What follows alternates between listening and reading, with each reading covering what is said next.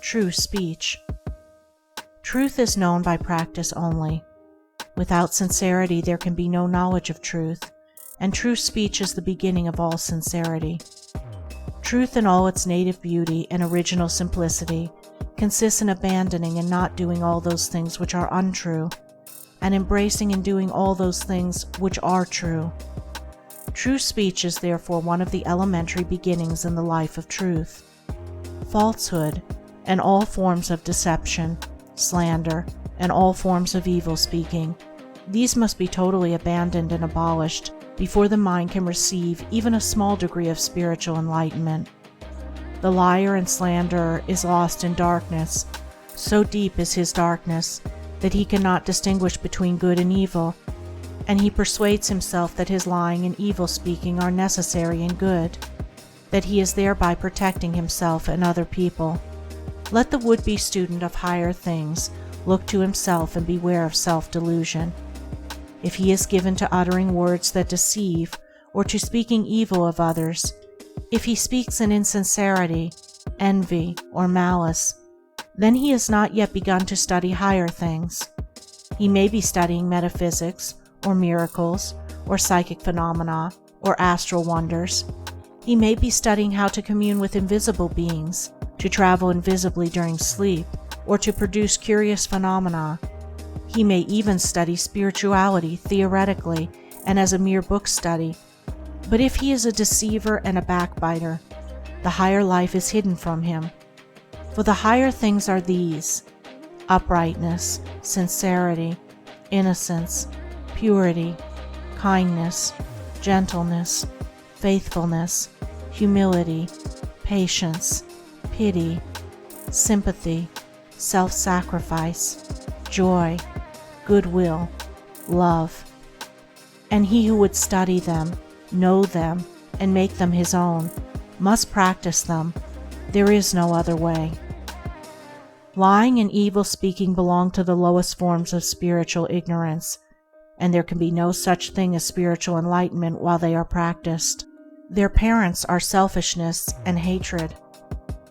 Slander is akin to lying, but it is even more subtle, as it is frequently associated with indignation, and by assuming more successfully the appearance of truth, it ensnares many who would not tell a deliberate falsehood.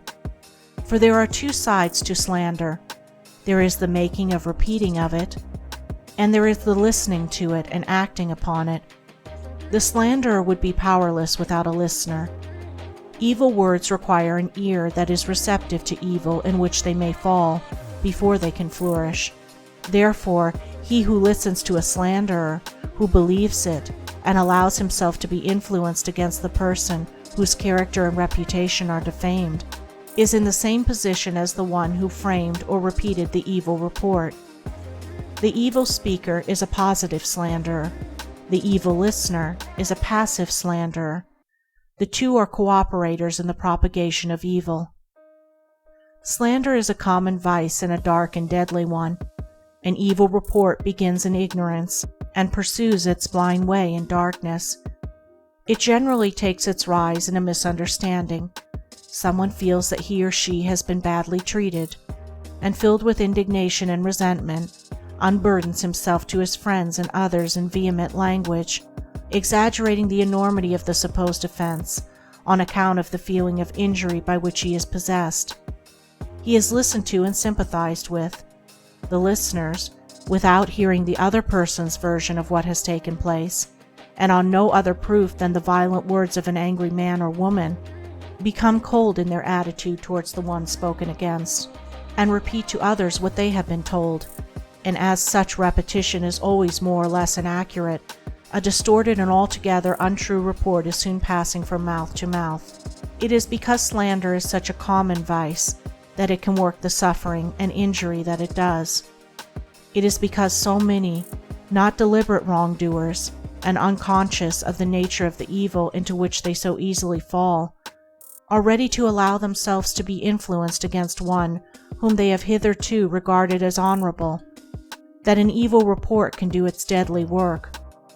Yet its work is only amongst those who have not altogether acquired the virtue of true speech, the cause of which is a truth-loving mind. When one who has not entirely freed himself from repeating or believing an evil report about another hears of an evil report about himself, his mind becomes aflame in burning resentment, his sleep is broken, and his peace of mind is destroyed.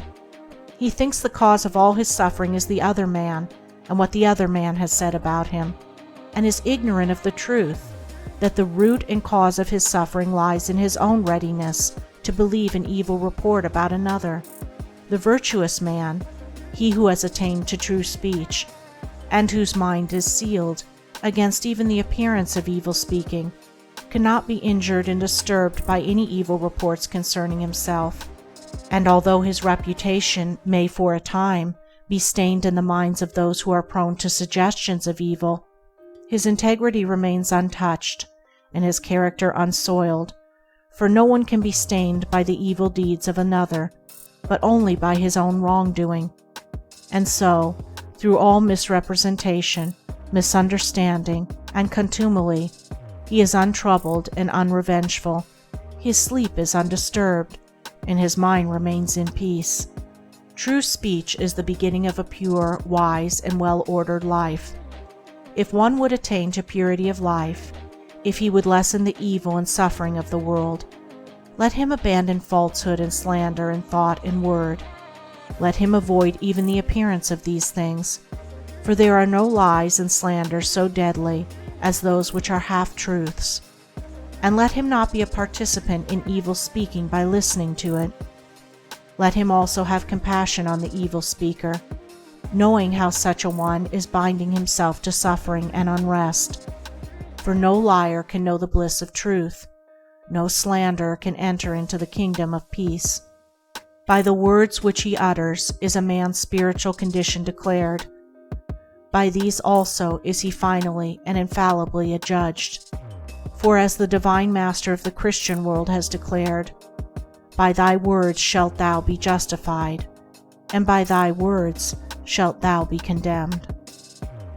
End of Chapter 4. Recording by Andrea Fiore.